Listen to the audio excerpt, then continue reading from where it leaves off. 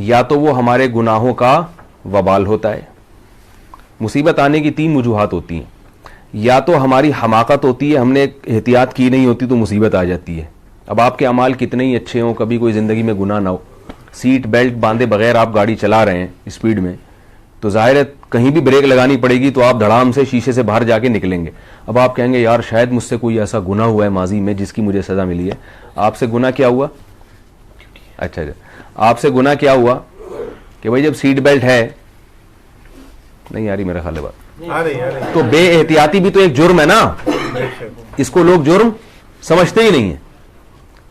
تو جب ایک قانون ہے اور ایک لگی بھی ہے تو کتنا ٹائم لگتا ہے یہاں سے یہاں کھینچ کے اس کو لگا دو یہاں پہ, لیکن لوگ کہتے ہیں یار یہ کیا ہے, بس جب آنی ہوگی تو کہتے ہیں نا جب آنی ہوگی تو آ جائے گی. اور جو قبر یعنی جو رات قبر میں گزرنی ہو تو قبر میں گزرے گی, تو ہمیں تو نہیں پتا کون سی رات قبر میں گزرنی ہے بھائی, اس لیے ہمیں تو احتیاط کا حکم ہے نا شریعت میں. مسلمانوں کے جو آج کل حالات چل رہے ہیں اس کی سب سے بڑی وجہ ہے بے احتیاطی. بالکل کوئی نظام ہی نہیں ہے, سسٹم ہی نہیں ہے. تو اس کو پھر ہم کیا لے کے جاتے ہیں کہ ہماری بدعمالی ہے. تو یہی بدعمالی بہت بڑی بدعمالی ہے کہ آپ کسی چیز میں احتیاط نہ کریں, اور بعض دفعہ پوری احتیاط کے باوجود بھی حادثہ ہو جاتا ہے. اس کی 2 وجہ ہوتی ہیں, یا تو اللہ ماضی میں کسی گناہ کی سزا دنیا میں دے دیتے ہیں. رسول اللہ صلی اللہ علیہ وسلم نے ارشاد فرمایا ان اللہ اذا احب قوما عجل له عقوبتهم فی الدنیا, اللہ جب کسی سے محبت کرتے ہیں نا تو دنیا میں ہی سزا دے دیتے ہیں اس کو, کیونکہ آخرت کی سزا بہت سخت ہے. تو آپ سے کوئی گناہ ہوا ہوتا ہے, آپ نے توبہ نہیں کی ہوتی اور اللہ اس پہ سزا دے دیتے.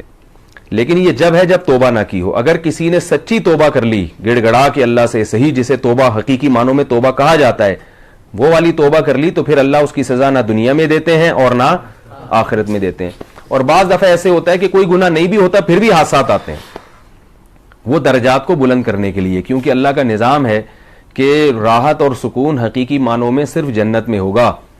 دنیا میں ایسا نہیں ہوتا کہ آپ کو ساری چیزیں دنیا میں مل جائیں, یہاں غم بھی آئیں گے. یہاں پیغمبروں پہ ایک صاحب مجھے کہنے لگے کہ میرے ساتھ اتنا بڑا حادثہ ہو گیا, حالانکہ میں تو نماز بھی پڑھتا ہوں اور میں تو داڑھی رکھتا ہوں اور میں تو والدین کا بھی خیال کرتا ہوں, یہ کیا ہوا؟ میں نے کہا یعقوب علیہ السلام کے ساتھ کتنا بڑا حادثہ ہوا تھا, پتا ہے نا کیا ہوا تھا؟ بچہ گم گیا تھا, اور سب سے محبوب ترین بچہ گم گیا. ساری زندگی روتے رہے. تو کیا آپ اللہ کے پیغمبر سے کوئی جرم ہوا تھا کیا؟ کچھ بھی نہیں تھا.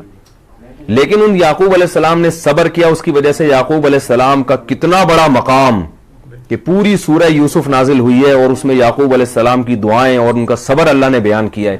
اگر یعقوب علیہ السلام کو وہ مصیبت نہ پہنچتی تو کیا یعقوب علیہ السلام کو ہم اس طرح سے جانتے جیسے اب جانتے ہیں, اور ان کے وہ درجات, اور ان کے بیٹے کو اللہ نے نبی بنایا اور مصر کا بادشاہ بنا دیا. تو جب بھی کوئی غم ہمیں پہنچتا ہے, نبی صلی اللہ علیہ وسلم نے فرمایا عجبا لامر المؤمن ان امرہ کلہ لہ خیر ان اصابتہ سراء شکر فکان خیر اللہ وان اصابتہ ضراء صبر فکان خیر اللہ.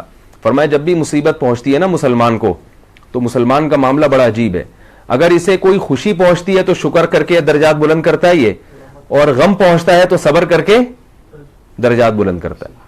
اور نبی صلی اللہ علیہ وسلم نے فرمایا جسے مصیبتیں پہنچی دنیا میں اور اس نے صبر کیا, آخرت میں جب اپنے اجر کو دیکھے گا نا تو اللہ سے کہے گا میں نے تو اتنے اعمال کیے ہی نہیں ہیں, میری اتنی نیکیاں یہ کیسے ہیں؟